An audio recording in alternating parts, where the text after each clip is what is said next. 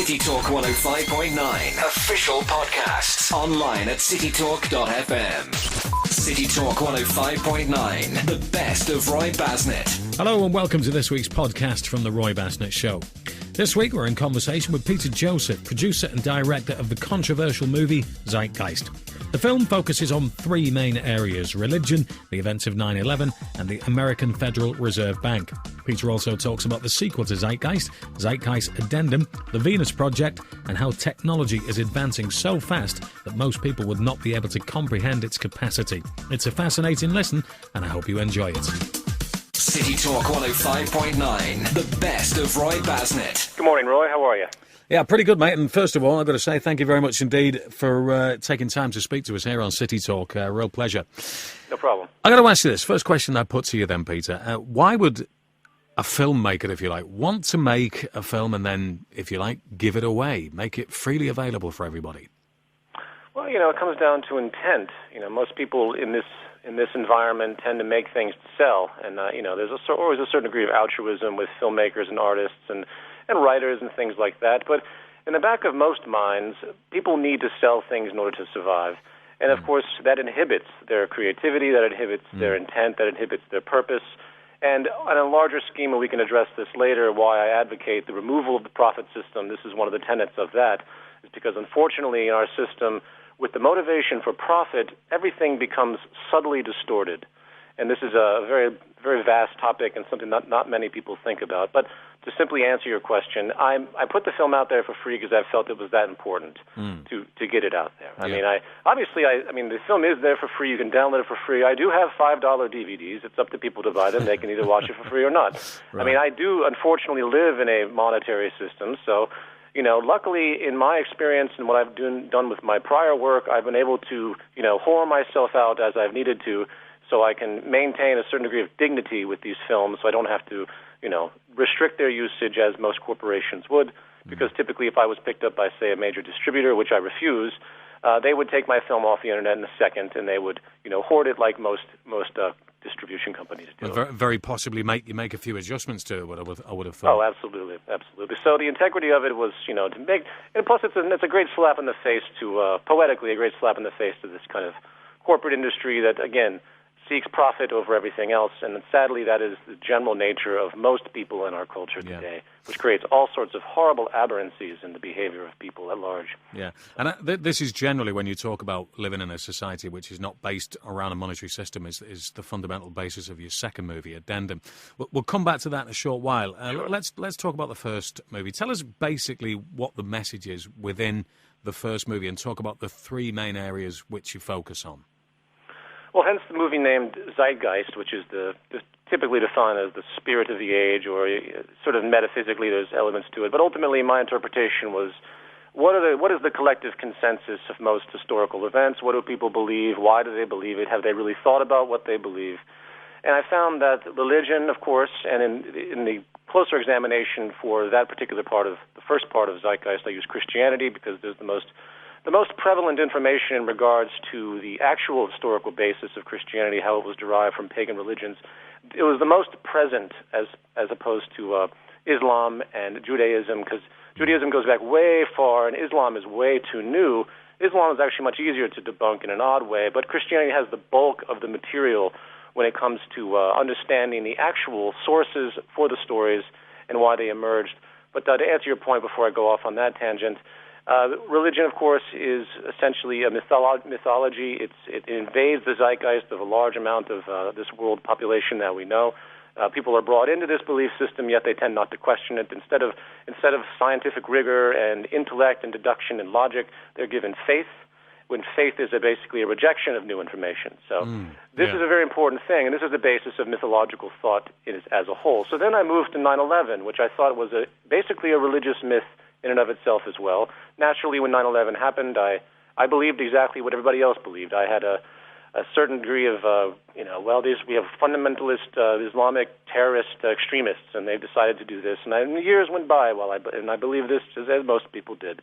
Granted, I never had a full trust of the government, and I certainly didn't agree with the government's actions, but I tend to believe the official story.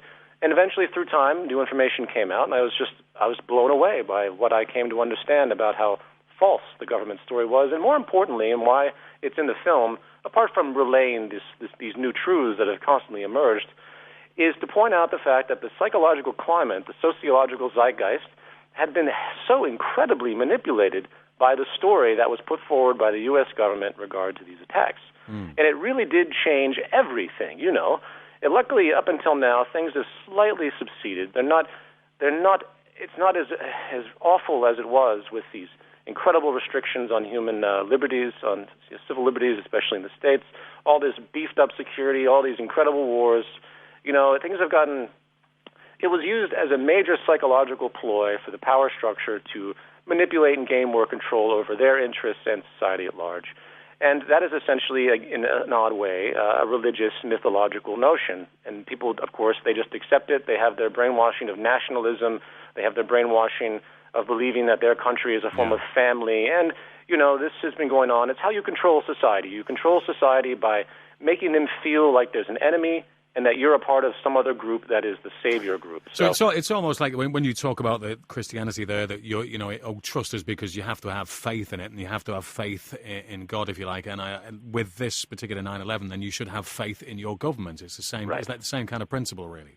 That's exactly what I mean. It's a blasphemy to say that, you know, wait a minute, there's something wrong with the government story, because there's this, you know, and they pull out the same old ploys. Oh, if you don't say the government story is correct, then you're just insulting the family members. You know, it's the same thing they do in the military. They say, oh, if you're against the war, then you must hate the parents of all the soldiers that died. You know, all that old adage of, you know, in America they have this old adage that, you know, I'm for the war. I'm against the war, but I'm for the troops. So, you know, what the hell does that mean? Yeah. You know, it's a psychological game that's constantly played with society. And then that moved into the third section, which was about money. And that section was a little bit more vast. It wasn't as specific, and it jumped around a lot. And essentially, though, the ultimate point is that money is quite possibly, and this was continued in the new film more extensively, quite possibly money is the most grandiose form of psychological faith that has ever existed. Most people, if you ask them about money, how it comes to be, what it actually is, what it represents, they'll look at you like a dog that's been shown a card trick. They really don't know, except for the nonsensical things that are relayed on television regarding, you know, whatever they throw out to make people more confused, like floating currencies and all the attributes that you tend to associate with money, which comes from a statistical, mathematical, intimidating disposition. So most tend to just even reject the notion of considering what money is or where it came from or how it came to be, in other words. And this was the most important out of all the attributes, and that's why I continued it in the new film, because money is the lifeblood of society. Yet no one really gets it. And the sad thing is that money is probably, at this point, one of the most paralyzing things that we have going for us, which tends to compound and reinforce not only social institutions that really are aberrant in their construction, social traditions, war. You know, war is essentially a profit-driven industry at this point. I mean, I think most should be aware of that. There's an old comment by Smedley D. Butler, who was a very famous First World War veteran commander general, and he wrote a whole book called War is a Racket, and he went in point by point to talk about how all the industries made their money, including the banking system, which was the highest echelon of the war profits. Yeah. So there's many different facets to this, but money not only reinforces these institutions that are highly despotic to social progress, but it also reinforces psychological problems within the human being itself, which force us into competition with each other, force us to look at each other in this us-against-them mentality. The capitalist system, they say, is this great idea. Well, what it is really is this, and by the way, when I throw out capitalism, it doesn't mean I'm automatically assuming that other systems like communism or socialism are good. I'm just using this as the highest example. World capitalism is the dominant system of our world today, and I usually comment to say monetaryism or the monetary system is the term I usually use to summarize this notion. Anytime you have somebody that's selling something at profit to somebody else, it's basically a capitalist notion, one way or another. Right. So we'll just keep our terms in that regard. So the element of society, the conflict we see around us, is not only in the wars and the country versus country. It trickles down to business versus business, to person versus person, because we are all battling each other for this money that is deliberately made scarce. And there's many different angles I can talk on about this, but I'll go ahead and leave it at that as far as the general summary of Zeitgeist 1. Right. I got to tell you, this is the interesting thing. When we talk, people always seem to look for categories to put something into. Now, many people talking about Zeitgeist would say, hey, that's a conspiracy theory movie. Now, I've watched it many times, and I don't see a whole lot of theorizing going on within that film. I do see a hell of a lot of quotes coming from very credible sources, so it's almost as if it's like, listen, we're not making any assumptions here, but if you look at what these people are saying and the precedents of history point to, then you have to ask yourself a few questions about the official version of events. I completely agree. I mean, you'll notice there's a stylistic difference between the first film and the second film. I made the second film a little bit more what you'd call mainstream. The first film was a little more abstract. I looked at it. I don't know if you know the history of the first film, but it really wasn't intended to be a film that was released. It was actually a independent project I made on the side while I was working my normal video editing jobs, and I made it over the course of a year. And I did a public display of it with some activist groups in Lower Manhattan. And when that was over, I thought it was a great expression. I thought it went well, but I really thought nothing of it ultimately, even though I did a tremendous amount of work. It was just a personal concept, and I showed it for free, and then I threw it up on the internet and suddenly exploded. So the intent of that film was not necessarily to encapsulate the masses.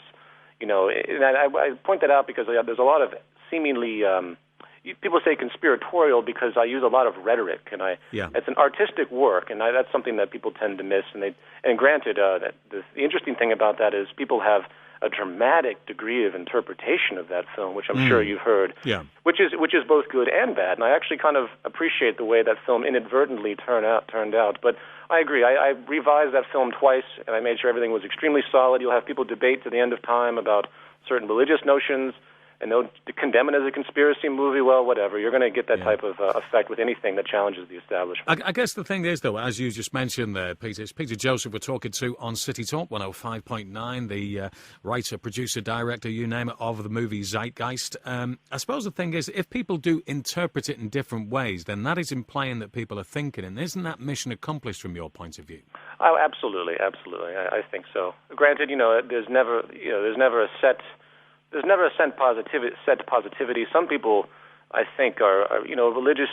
Some people are very offended naturally. I've got to ask, let me just pick up on the religion aspect. Sure. Did you come for a hell of a lot of abuse over this from religious quarters? Oh, yes. That's been the majority of the abuse. I've had numerous death threats and extremely caustic emails, and people, they just get extremely upset because what you're doing when you talk about religion in a rational way, when you look at actual history, you begin for someone that isn't of that frame of mind, and you explain to them rationally, through logic, 1 + 1 = 2, and what you're doing at that point is you're breaking them down and you're breaking their identity. So people's religious associations tend to come from their family. I would say 90% of most religious people were born that way. They're born into this institution.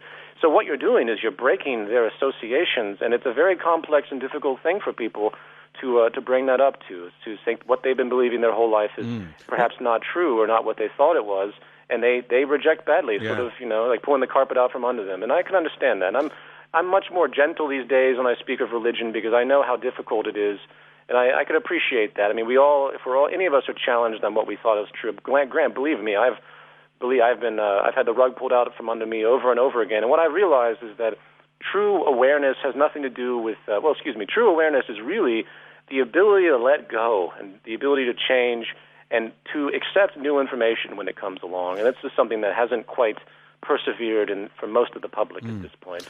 What I find amazing, though, is you just said that the religious organizations or people within them issue death threats to you. Now, surely that's at odds with the religion in the first place, isn't it? Well, it depends on how you choose to interpret religion. I mean, if you have, that's the unfortunate thing is, when I look at religion in a positive sense, I say, well, there's some great quotes that came from the Jesus character. Yeah. They came from all of these characters, and they're beautiful, and they spoke to the human condition. Really, they came from the Greek. A lot of them came from Greek origins, but they don't say that because, these are really most of the great quotes that we hear from Buddha and all of these things actually have origins that came long before. Which doesn't really matter, though. The fact that they're there in the text is good, but unfortunately, you also have the conflicting sides. You have these composite aspects. So in one passage, you'll have Jesus say, love thy neighbor, and then on another passage, you'll have him say, I don't bring peace, I bring the sword, and I'm here to turn neighbor against neighbor. and all of that. You have, unfortunately, a bipolar psychosis in almost all of these. Same goes with Islam. If you read the Quran, generally speaking, the opening is relatively peaceful, and then by the time you get to about the end, it's extremely unaccepting of anything that's outside of the realm of Allah and the Islamic tradition. It's basically it's basically convert or be killed in certain interpretations. So, unfortunately, semantically, these books lead. Like, for example, Charles Manson, when he considered himself a Christian at one point. I'm not saying that that's really true, but it goes to show that people can, when you have this type of flexibility of thought, people can justify all sorts of things in the name of religion that it doesn't matter if they're really there or not, because they can just shoot into it and find it if they look hard enough. The problem with human perception is, especially when it comes to our languages, is that we have the ability to not see things as they are, but rather project what we want to see. And this is a very serious problem we have in our communication. For example, we don't really talk to each other. I'm speaking to you right now, but every word that I say to you, you're going to be interpreting in a way that your frame of reference has been developed. So it's not like we're really the same mind here. Granted, I can tell we have similarities and we have parallel values on some level, but, this is a big problem we have. And that's one of the things that, through time, I think will slowly be surpassed. We'll slowly eliminate these language problems that, and will enable, I imagine in the future, many, many, many generations down the line, when books are written, they will be written with much more clarity than they are now, much less mysticism. It'll be sort of a language like mathematics. It'll be a language like science, where when you have a point, it's expressed very literally and very tangibly, and the great majority of people will understand what you're saying. Sadly, religious texts are very far from that. So, let's just move on to another aspect of it, what we've spoken about already, the 9/11. What was the first thing about 9/11 that made you think, this isn't right? Honestly, the first thing was really just the government's reaction. The absolute... I typically believe the story because I really didn't research it. I had my own life, and it was very catastrophic, and I knew some people that were involved and friends that had died and things like this because I live in New York. And but what really happened was I looked at what the government's ploys were. I looked at the cards they pulled out. I looked at the Patriot Act, and I looked at all these things that just happened to perfectly fall in line. Their invasion of Afghanistan, their invasion of Iraq. And what began to surface is that, wait a minute, this is just too perfect. And then from that moment, the one thing that finally settled was World Trade Center 7. And World Trade Center 7, as most should know by now, was the third tower that collapsed that was not hit by a plane. And when I finally looked at this, and then I started to compare just the visual imagery of it to modern controlled demolitions, not to mention what was in the building, all of these extremely high-profile CIA and SEC investigations, many of which related to government elements and corporate collusions, which records were banished. They were gone after that time. And they were all in World Trade Center 7. Yes. World Trade Center 7 had a powerful amount of information in it, including the mayor's secret bunker, which was reinforced. I mean, this is an incredibly modern building designed for instances very similar to 9/11 or war instances where the mayor could hide in this reinforced bunker control center, so to speak. And this is something not too many people know about. There's many issues of that. And at this point in time, the collapse of World Trade Center 7 is definitively a collapse due to controlled demolition. My intuition was able to tell me that almost immediately because buildings simply do not collapse at free fall speed, regardless of how they've been hit by debris. And I don't want to go into long tangents on this. I hope everyone listening will look into that if they haven't already, to understand that this is the signpost, this is the smoking gun. Plus, there's also testimony of people that were in the building walking over dead bodies in the lobby before the second plane even hit, because explosions were going off. There's a lot of. Sorry, let me just stop. Sorry, Pete, let me just pick up on that. You're saying that in the second tower, before it was hit, there were people that were allegedly dead in that tower as a result of explosions before a plane hit it. In World Trade Center 7, there's a man. Unfortunately, I can't remember his name right now, but he was a part of the mayor's team, and he went to World Trade Center 7 when the mayor and everybody was collecting after the first plane hit. And when he was on the 8th floor, the elevator opened and a massive explosion blew him back. In fact, he is in Zeitgeist as one of these news clips where he says, at the very beginning of part 2 of Zeitgeist, there's all these clips of people talking about the explosions, if you remember, little montage, and you'll see a man, he goes, and there was this massive explosion and it blew us back into the 8th floor. And this is the individual that worked for the mayor, and I don't remember his name, I apologize, but he has testimony on the internet that being in World Trade Center 7 before the second plane hit, witnessing explosions, literally experiencing explosions, coming down to the lobby, seeing it completely blown out, walking over dead bodies to walk out of World Trade Center 7. This is before the second plane hit. So this testimony does not make the mainstream news. People always say, well, it's his word against, the government story. But you know what? That type of testimony, there's no reason for someone to make something like that up. Not to mention there's all sorts of other explosions that are heard on record, documented before the pre-weakening of World Trade Center 7 had many different tiers.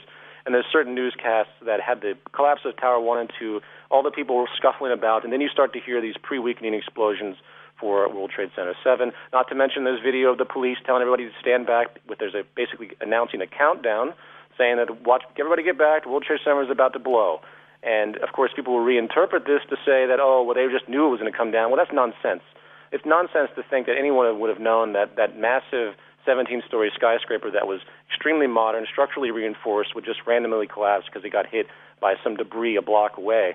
Nonsensical. Not to mention the BBC, and you probably heard about this, BBC, they reported it about 20 minutes before, didn't they? Yes, so that is just mind-blowing, because this is crazy. This is not with precedent. In fact, the NIST, National Institute for Standards and Technology, recently came out about 8 months ago and said that World Trade Center 7 was the first collapse in the history of modern architecture which resulted from fire. They made up this ridiculous black box concoction in reverse science, to say that the World Trade Center 7 collapsed due to fire, only fire, essentially, and it was the first time it had ever happened in the history of structural engineering. Well, I'm sorry, that sounds utterly like BS to me, The fact that you add it all up and all that's left is a massive question mark. Let me just clarify that for the benefit of people who don't know what we're talking about. With World Trade Center 7, the BBC, and I've seen the video, and it's obviously you run it on your film there, the BBC are reporting on the fact that World Trade Center 7 has collapsed, yet in the background of the news report, the building is still standing. Yes, that's right. So what do we get from that? That obviously that day was a script, and even the news organisations, not necessarily, they might not have been part of it, but the information was fed to them. Absolutely. Almost every news organization, I don't know how that works. This works intimately, but I know for a fact that there's central feeds that come down from a central headquarters from most news agencies, and most of these people, when they're reading, unless it's improvisationally in real time, which usually isn't the case, they read from scripts that have been presented to them on teleprompters, and that was basically what that woman was doing, and even a character from CNN who was there live, he was talking about how it's collapsed, but wait a minute, or it's about to collapse, because he could see that it was still there, and he knew better. So it's very spooky when you analyze things like that to see how deep this type of power manipulation can really go. Do the people that were behind this, were they really sending talking points, or was it some kind of strange confusion? I don't pretend to know. All I know is that when I add up the conglomerate of suspicious elements and nonsensical science and just general intuition and simple logic, you begin to see that alone in World Trade Center 7 it was a massive cover-up. And, ultimately, who benefited? We had $4 to $6 trillion insurance claim by Larry Silverstein. These buildings were ripe for demolition years prior. They wanted to demolish the World Trade Center, but they couldn't due to all the asbestos. Yeah. So more information comes out every year, and it's just, unfortunately, I have a bad feeling that that this is going to end up like the Kennedy assassination. Yeah, years I think and so. Yeah. So I, as I've mentioned before, and you noticed in Zeitgeist Addendum, I don't really go that far with 9/11 in that, because I really want to start keeping things up to date. We can sit there and dwell on it over and over again, but unfortunately, there just aren't enough people in positions of power to get things done. Yeah. And until we have someone literally come forward, that final person sort of, that says, yes, I was there, I helped install the thermite for the cutter charges and the explosives in the building, until we see that type of evidence, kind of out of luck, I think, unfortunately. We're talking with Peter Joseph, the author, writer, producer of the movie Zeitgeist, and there's other aspects of that to take into account in terms of the second Zeitgeist movie, and even the third one, which hopefully we'll be able to find out a little bit more about in a short while. Just the final part then on the first Zeitgeist movie before we move on. I hope we're okay for time, Peter. Oh, sure, yeah.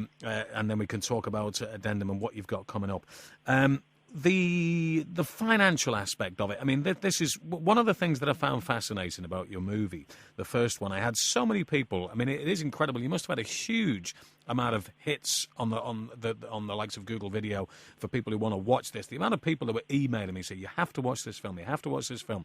What I found particularly good about it is the way you put it across, Peter. It's very simple to understand because, listen, when we're talking about the banking system here, most people will just throw their hands up in the air and say, forget it, I ain't going to be able to make head and tails of this. But you seem to put it into a very easy-to-understand format. How did you go about that? Well, in Zeitgeist 1, I would have to say I brushed along these ideas as far as interest and the IRS and a lot of different things that relate to the banking system and the central banks as a whole. I would say Zeitgeist Addendum actually did a much better job, so I'm going to kind of combine the two. Yeah, sure. In Zeitgeist Part 3, I briefly bring up this notion regarding interest. Well, first of all, let me answer your question. I basically read a lot of books on banking and finance and general economics, and because I was perplexed. I wanted to know, because even in my limited information when I began that research, I knew that the monetary system was a game. I mean, it has to be. It's not real. There's no relevance to it other than what we've created or what the establishment has created to regulate this distribution of income for basically in exchange for labor. And then they have to figure out all these other sub-games in order to control the negative retroactions of the very nature of what they've created because it's not real. When I say it's not real, I mean that in sort of a holistic, empirical sense. Money isn't real, therefore it has no relationship to anything in the natural world, including the distribution itself. And I can elaborate on that more. It might sound a little strange to denote. That's what I go through distinctively in Zeitgeist Addendum. The regulation of the monetary system is such that they have to constantly be careful with the way the games that they play. And the two most dramatic game attributes, so to speak, the two most dramatic byproducts of this game is debt and inflation. And debt and inflation are basically the most horrendous notions of society. Debt weighs it all out. Debt is really a form of projected servitude on the public. It's completely fictional. It's not real, obviously. In order for money to be created, it has to come from debt. And this is straight out of Zeitgeist Addendum. And I talk about this also in Part 3. And not only is it made out of debt, it's loaned to everybody at interest. And the most amazing thing that no one thinks about is that the money that's put out from debt, because banks make the money, they loan it to people. Let me state that actually to make sure your audience is clear on this. When the bank makes money, it can only come into circulation through loans. Unless you have a government bailout, then it's a whole different type of arrangement. But nevertheless, all money that's created comes in through loans. So if I want to start a business, I have to take a loan, and most likely I'm going to pay interest on it. That money that is created is given to me, and I spend it to start my business or what have you, and that money is put into the money supply and it circulates into the economy. But what isn't talked about is that money is almost always loaned out at interest. That's what the Bank of England does. It regulates interest rates so it can control the supply of money and limit the supply of money, or and increase and limit depending on how they want to manipulate the economy. But beside that, the interest does not exist in the money supply. And this is the most cataclysmic thing that people don't seem to really understand. And it's funny when most people watch Zeitgeist Addendum, they still don't seem to really understand the ramification of this. Because what the society does, what the establishment does, is put the human being into a position of indentured servitude the moment that value is created. So when all the money that's in existence in the English money supply, in the UK money supply, in the American money supply, all of that that's in existence is loaned. It has to be returned to the bank, and interest was charged, but that interest does not exist. In other words, if I loan you $100 at 10% interest, you owe me back $110. Yeah. But guess what? That $10, if we're in a closed society, doesn't exist. So you have to go out and fight and battle with your fellow man to try and pull that money out so you can cover your debt to the banking system. So everyone is constantly a slave to this system, and that's a dramatic thing to realize, and that's just one of the dramatic things to realize. Yeah. There's a reason why early religions, historically, which are historical notions, they talk about usury, because usury is one of the most despotic notions that have ever been oriented. For example, on a different level, people, if you put money into a bank, say a CD, I assume they have that in the UK. What, sorry, Peter? CD, a CD where you a deposit, where you deposit money and you keep it for X amount of time, and they give you interest in return. Right? It might have a different abbreviation terminology in this country, but I think I know where you're going with it. Yeah. Okay. Well, in the States they call it a CD, and basically it's this form of deposit that you get interest on. So basically, you give money to the bank and they pay you interest. Very similar to a savings account too, but the CD tends to give you more interest. Yeah. When you do this, they say you have $1 million and you put it in a 5% CD. They are going to give you $50,000 a year, say an annual CD, 5%, $50,000 a year, just because they're holding your $1 million. Simultaneously, the general public, the lower middle class, the middle class, which does not have $1 million, which usually has to take loans out to buy their homes or to buy their cars, this is the majority of the population. They are paying in interest to this system, which the bank is turning around and giving to that wealthy person with the $1 million CD, essentially, to pay their $50,000. So what you have is guaranteed social stratification. The system is designed for there to be an elite, in other words. Yeah. Sure. And this is extremely despotic, and it's just one of the many levels of the despotic, self-serving magnitude. And the way these games have been set up, the more poor you are, the worse you get. Yeah. It's very difficult to pull out of the hole when you're in debt, as opposed to the rich elite. They just make more and more and more, unless they're just extremely frivolous. But if they just have money sitting in a bank account at a couple $1 million, they're going to make a great, hefty little salary, so to speak, off of the interest alone. Yeah. And this is just one of the many sicknesses. So I'm not sure if I answered your original question as far as how I began that research, but I wanted to point some of these basic things out to you. It is City Talk 105.9. Roy Bastner said, and my guest on the phone is Peter Joseph, the producer of the movie Zeitgeist. Now, we've been talking about the first movie in the first part of the show, Peter. Now, Addendum, watched it recently. It's a lot of the same in to a certain degree, but you do bring other aspects into it. And obviously you talk about the Venus Project, which we can go into in a second. But one of the things that I found really, really obviously disturbing about it was the interviews that you conducted with John Perkins, the guy who wrote Confessions of an Economic Hitman. And this, explaining this to people, it comes back to what you were saying about faith. People think, oh my God, the governments wouldn't do this. But the governments were using agencies, or the American government were using agency, to enslave financially other countries around the world, bankrupt them in order to get resources. Is that basically what I've just said there? Is that correct? Yes, I'd say that's basically correct. And as a quick aside, I'd like to point out that those that think something like 9/11 couldn't be carried out by a black operation, well, these are the types of black operations that go on a daily basis. And to think that they wouldn't do that against their own country is very naive. John had a very unique experience, and he's very... Can you tell us what that is? Just give us a brief overview of John and what he had to do for the benefit of those people who may not have seen the film, please, if you would. Oh, sure. Well, John Perkins was he worked for an organization that essentially developed projects for the World Bank and the IMF. Essentially, the World Bank and the IMF, they give money to third world countries. To put this very simply, they give money to third world countries in exchange for essentially favors from the country.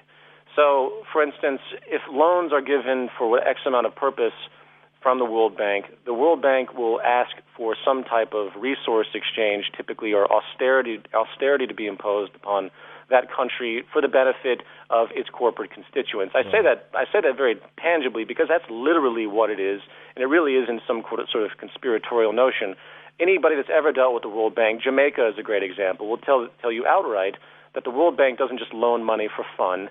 It does it in exchange for something, not only interest, which, of course, as we've discussed earlier, is basically fiction. It does it in a sense that the World Bank is organized by other countries, and basically it's a corporate enterprise, and it takes control. What John did was he was given a very bizarre position of going to world leaders under the guise of being somebody who's altruistic to help a country to, say, build infrastructure projects. He went to these world leaders and he basically bribed them. He tried to pull them around. I mean, he would take them and send them to islands where they would be treated with prostitutes and drugs. There was a very famous island he mentioned that even George Bush apparently frequented. And he would attempt to manipulate these characters into taking the agenda of the larger, what he calls the corporatocracy of the West. The corporatocracy is basically the collusion of government, industry, and the banking system. And it's all about resource and power dominance and monopoly, all basic capitalist notions. So if you had, say, a third world country that was doing very well exporting cheap oil, and it was say, undercutting some of the Western exports, they would go in and try to do whatever they could to either get the leader on their side so they could take over the oil supply or be in collusion for the benefit of the corporatocracy, whatever the corporate constituents happen to be, or they would simply override if the leader didn't agree. They would override that leader through assassinations or coups. Right. And the last big coup that we had was the Chavez coup, which luckily Chavez did not didn't fall victim to. He was actually reinstated, and that was obviously for Chavez's oil policy. That should be completely transparent if you go back and look at the news of the Bush administration, which, by the way, was basically an oil cartel. It was a corporatocracy and functionality. You had oil, Bush the oil man, Dick Cheney the oil man, and Condoleezza Rice the oil woman, who actually has a Shell oil tanker named after her. Really? If you can't see the corporate collusion of that, I don't know how to help people that can't recognize this obviousness. Yeah. But nevertheless, John Perkins was given this very strange role to manipulate foreign leaders into accepting the bids of what he calls the corporatocracy, and he did this through loans. He would say, okay, guys, well, if you take this loan from the World Bank, we're going to make sure all of this money goes to you. And all you have to do is stop your social programs, cut education costs. You basically do everything against the people of that country. Let's say, for example, recently there's, I believe, I can't remember the name of the country, but right now it's happening all over again. They're going to privatize the water of this was reported recently. Maybe you remember this, Roy. I can't remember the name of the country. It wasn't Bolivia, was it? Well, Bolivia was one that's happened before, but there was one that's happening right now, and it's exactly the same pattern as Bolivia. Right. And they're trying to privatize the water, and there's all sorts of upheaval in this poor. I believe it's somewhere near Ecuador. Right. But nevertheless, this is what they do, and they privatize things, and they basically steal from the poor to give to the rich, one way or another. Either it's through the resources or through slave labor, for example. If they, a general action would be you completely destroy the economy of a country, and then you have Haynes and all of these big Madison Avenue corporate people instill sweatshops in those areas because those people are destroyed. Now you can use them as slaves. So there's many different facets to this, and John was one of these guys that bribed and conditioned. He had two leaders that were assassinated basically under his belt, and he knew that they were going to have these problems. It's not that he called for it, but basically the way John describes it, he's the economic hitman is what he calls himself. And then there's this other team of jackals, which are the CIA black operatives, or CIA, MI6, Mossad, whatever you want to call them. They all kind of work together. There's a whole undergroup of secret corporate, basically frontmen that take out the dirty deeds of the corporations. Yeah. And then there's the military. And one of the great examples he uses in my film, which I think is worth repeating, is the Iraq War. Saddam Hussein was basically put into power by the United States. The United States loves brutal dictators. Why? Because the people are scared of the dictator. They won't rise up because of the immense brutality of the military of that establishment, and the dictator doesn't go anywhere. So the corporate enterprise and the collusion can be maintained. They don't have to